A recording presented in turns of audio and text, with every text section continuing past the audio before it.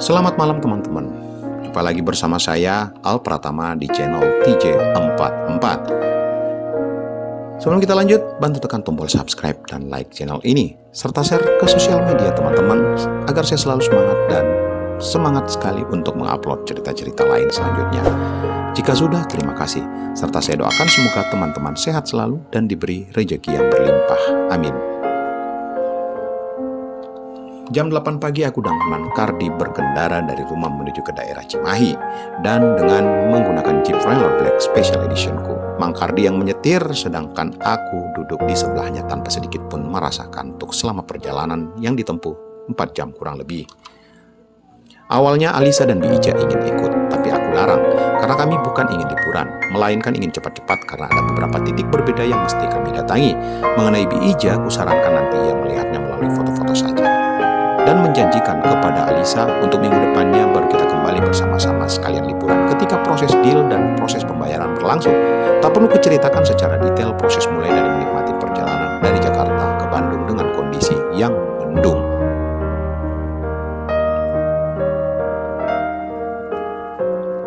Lalu tiba di titik pertama, rumah kos-kosan yang akan kami lihat, hingga ke titik terakhir. Yang pada akhirnya, setelah berbincang-bincang selama proses berjalan, pilihan jatuh di titik yang keempat. Alasannya harga berada di tengah-tengah di antara kelima pilihan. Bentuk bangunan yang masih baru disertai kamar berjumlah 15 kamar. Jenis kamarnya juga mulai dari yang besar yang diberi fasilitas AC dan kamar mandi dalam, sampai pada jenis kamar yang berukuran kecil yang tak mendapatkan fasilitas apapun di dalamnya. Kebersihan juga lumayan menurutku.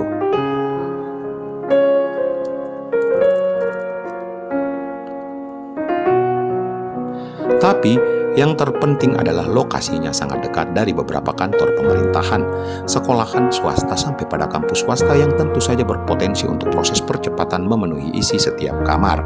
Di rumah itu sudah terisi 4 kamar dari 15 kamar yang ada, dan ketika Mangkardi dan Biija menyetujuinya, maka duit yang akan masuk ke mereka.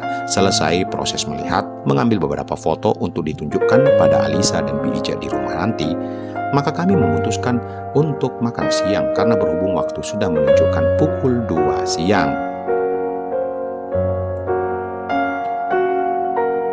Di proses makan inilah ingatanku kembali menghadirkan sosok bidadariku yang tak akan dan tak mungkin benar-benar terlupa dan menghilang dari pikiran ini.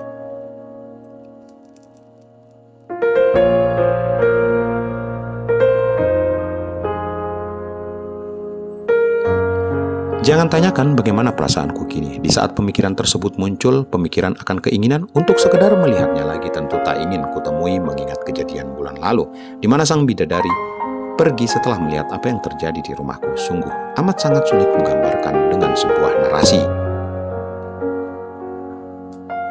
Campur aduk rasa khawatir, gugup, takut, dan lain sebagainya menjadi satu menyerangku kini.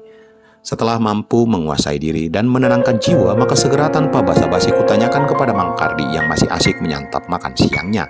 Sedangkan aku sudah berhenti karena memang porsi yang kupesan jauh lebih sedikit dari Mangkardi ini. "Mang, tahu daerah Pesanggerahan nggak?" "Tahu Pak, Bapak mau ke sana?"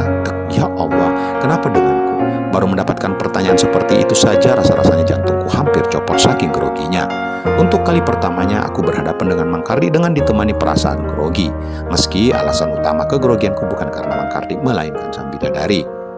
Jangan tanyakan bagaimana bergetarnya tubuh ini, bagaimana gemetarnya jari-jari ini yang kutenangkan dengan mencoba melakukan gerakan-gerakan kecil, semisal memutar-mutar ponsel, membalik-balikannya, serta memainkan koregas Mangkardi dan lain sebagainya.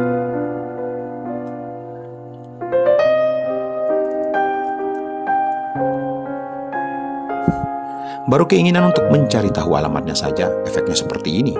Bagaimana jika kami sudah menemukan alamatnya? Entahlah, aku sendiri tak dapat menggaransi diri ini apa yang bakal terjadi terhadap diriku. Semoga saja tak memalukan bagi orang lain.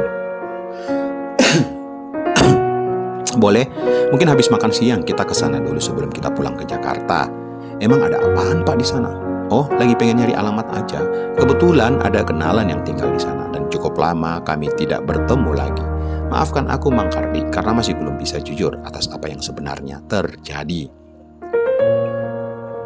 Singkat cerita, setelah berpuluh menit kami mencari melewati jalan ring 1 alias jalan utama di desa ini, kami sama sekali tidak menemukan petunjuk apapun tentang pria bernama Nur Alin, apalagi wanita bernama Putri Asyifa.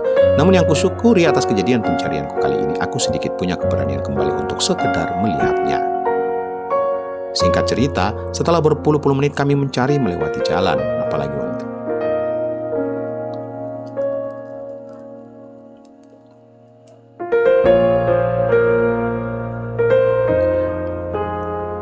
Bantu subscribe ya teman-teman ya, karena subscribe itu gratis. Seminggu setelah perjalananku bersama Mang Kardi, aku putuskan kembali bersama Mang Kardi datang ke Cimahi untuk sekalian melakukan pembayaran, mengajak serta Alisa dan Bi Ijah.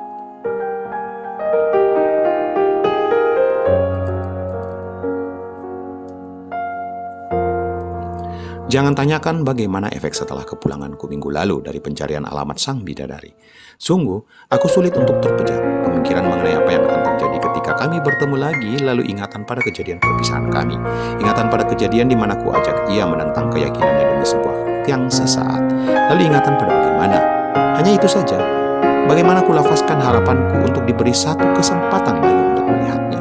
Di setiap doaku, di atas sajadah, di setiap zikirku, di setiap kewajibanku yang kutunaikan, tak pernah luput untuk mengharapkan hal itu terjadi.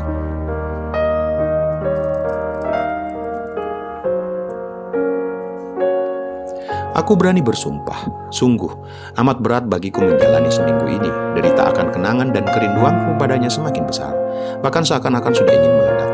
Semoga saja tak untuk kedua kalinya ini ia meledak bukan karena ledakan kekecewaan, melainkan ledakan kelegaan.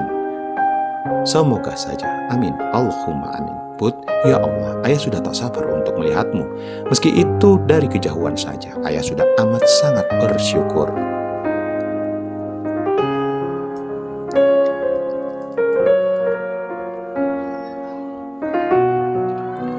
Namun nyatanya sekali lagi aku gagal.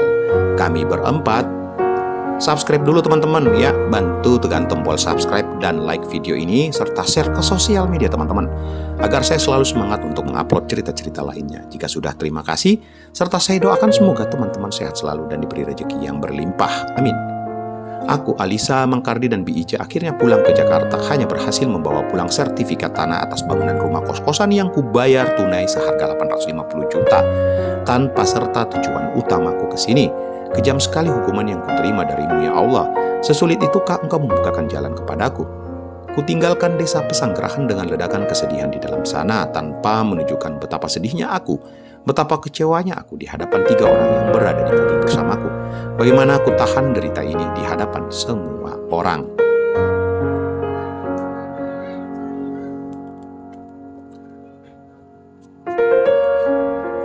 Bagaimana aku coba bersikap tenang, meski sesekali Alisa seakan menunjukkan ekspresi kalau secuil rasa mengetahui apa yang sebenarnya ku alami, ku derita. Namun itu sama sekali tak membuatku khawatir, karena ku yakin pemikiran di otaknya aku begini karena Marisa, ibu kandungnya. Tentu kalian menanyakan mengapa aku tidak sendiri mencarinya dengan waktu yang lama, mungkin 2 atau 3 hari melakukan pencarian.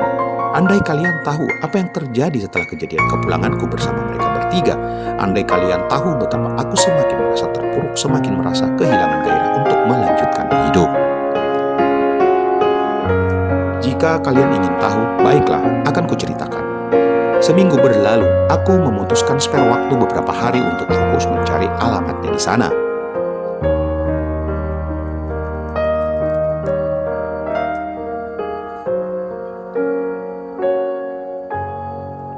Bagaimana aku merasa bagai orang yang begitu mendambakan kebahagiaan, mendambakan kerinduan terbalaskan, menginginkan sebuah pertemuan meski dengan waktu yang sedikit, atau mungkin diberikan kepada Sang Pencipta untuk aku cukup melihatnya saja dari kejauhan tanpa ia sadari. Tentu pencarianku tak sedramatis ketika aku mencarinya dengan menggunakan motorku waktu hujan melanda kota Jakarta. Karena aku menggunakan mobil, pun sudah dilengkapi dengan segala kebutuhan yang kubutuhkan, baik tempat menginap meski bukan hotel melainkan wisma, maupun beberapa titik tempat makan yang sudah kutandai ketika 2 kali ke tempat ini.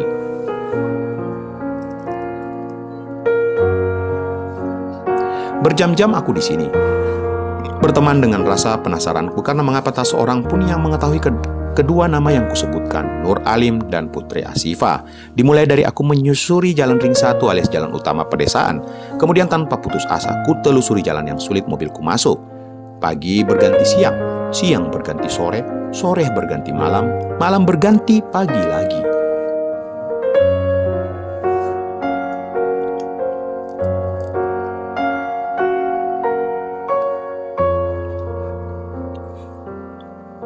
Hingga sore pun kembali tiba. Pada akhirnya kelegaan yang begitu besar kuhalakan ketika aku berhasil mendengar kalimat, "Iya Pak, aku kenal mereka." Dari salah satu bapak yang kutemui di warung-warung yang letaknya di pedalaman banget, yang amat sangat jauh dari jangkauan mobil karena mobilku parkir sudah jauh di luar sana. Ya Allah, ingin rasanya aku menangis di hadapan sang bapak yang telah memberikanku sebuah informasi berharga. Ingin rasanya aku jatuhkan tubuh ini berlutut di hadapannya karena rasa terima kasihku kepadanya.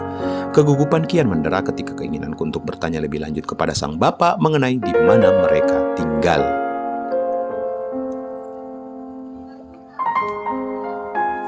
Put, sebentar lagi saya akan melihatmu. Put, bagaimana kabarmu sekarang? Apakah lebih gemukan atau malah lebih kurusan? Oh Tuhan, ada apa denganku ini? Mengapa aku menjadi seorang manusia merindukan seorang wanita yang bukan ku miliki? Dan mengapa aku bisa segugup dan sebahagia ini seolah baru saja menemukan sebuah harta karun di dasar bumi? Ya Allah, mungkinkah hamba akan kuat nantinya ketika bertemu dengannya? Kuatkan hamba, bismillah. Ku kepalkan kedua tanganku agar dapat kutenangkan diriku dari kegugupan yang amat sangat menyiksa. Sedangkan sang bapak masih senyum menunggu aku bertanya kembali padanya. Pak, boleh nanya lagi, rumah mereka di mana? Secara perlahan, seperti gerakan slow motion, seperti juga keinginanku untuk berteriak sekencang-kencangnya atas kebahagiaan yang kurasakan sekarang, lengan kanan pria itu dengan menyertai jari jempolnya menunjuk ke arah alamat yang ingin ku tuju. Di sana Pak, di sebelah masjid. Tapi, oh Tuhan, jangan.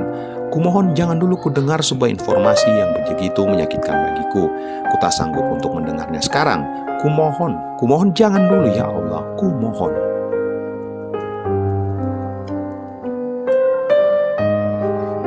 Namun nyatanya doaku tak terkabulkan diiringi suara sang bapak yang melanjutkan ucapannya.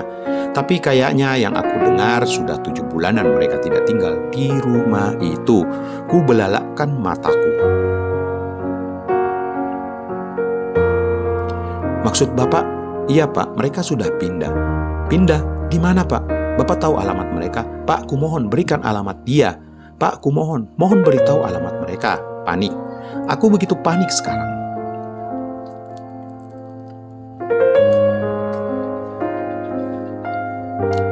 Don, sudahlah. Jangan mempermalukan diri sendiri. Jangan kawan, sudah cukup. Sudah cukup engkau semenderita ini. Pulanglah. Putri Asifah benar-benar sudah menghilang dari kehidupanmu. Mungkin sesaat atau mungkin juga selamanya. Rahasia masih disimpan Sang Pencipta.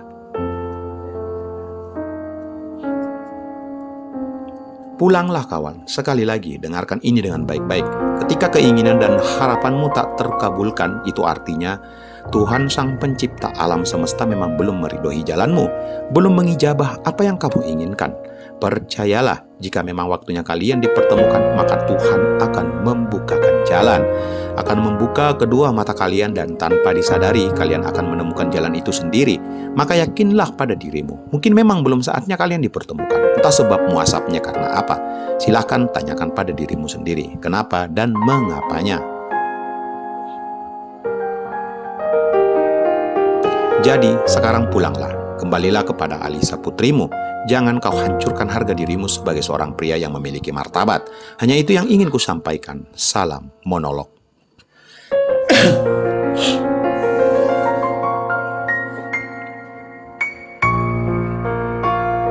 Terima kasih Om Mono. Terima kasih teruntukmu karena sekali lagi menyadarkanku. Dan ya betul, Pak Alim sekeluarga sudah berpindah dan tak ada satu orang pun yang mengetahui di mana alamat tinggal mereka sekarang. Yang ku ketahui dari cerita si bapak yang bahkan tak ku ketahui namanya pun jika mereka sepulang dari Makassar menghadapi sebuah masalah yang begitu besar.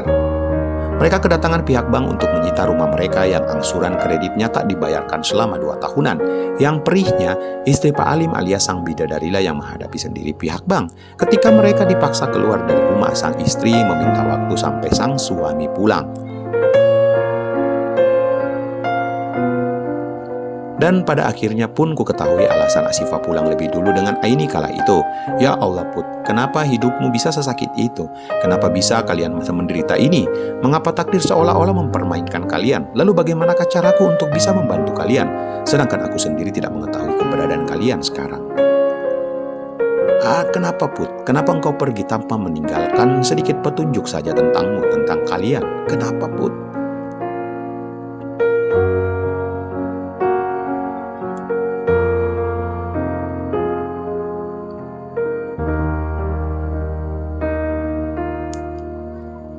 Dan aku hanya bisa menangis di dalam mobil, menghajar berkali-kali setir kemudi di hadapanku. Aku menangis, benar-benar menangis, meluapkan segala rasa yang kini menderaku. Untuk pertama kalinya seumur hidupku ini kuledakkan tangisanku karena takdir yang begitu jahat mendera mereka sekeluarga. Sedangkan jelas-jelas aku di sini berkemampuan untuk menolong penderitaan mereka, tapi tetap tak dapat menjangkau mereka, tetap tak diijabah oleh Allah Subhanahu wa Ta'ala untuk kuberi pertolongan ke mereka. Benar-benar jalanku ditutup oleh Sang Halik, mataku telah ditutup untuk sekedar melihat Sang Bidadari.